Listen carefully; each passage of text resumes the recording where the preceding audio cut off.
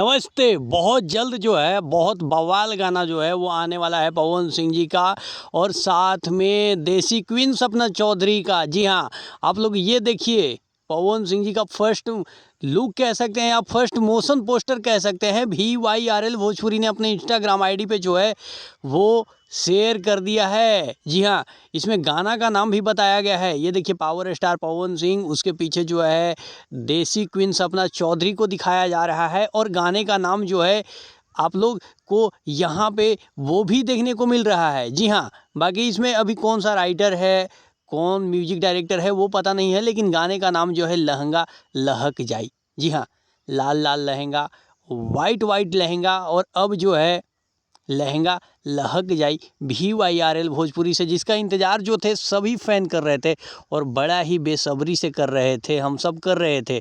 और मैंने पहले भी बताया था कि VYRL भोजपुरी से जो है वो पवन सिंह जी का गाना आने वाला है। हालांकि ये गाना यूनिवर्सल के लिए शूट किया गया है, लेकिन शायद से ये VYR भोजपुरी पे ही आए। तो आप लोग को ये अपडेट कैसा लगा हमें ज़रूर कमेंट बॉक्स में कमेंट करिएगा और बताइएगा। जल्द ही नए अपडेट के साथ मिलते हैं, तब तक के लिए अपने भाई को दीजिए इजाज़त। Love you.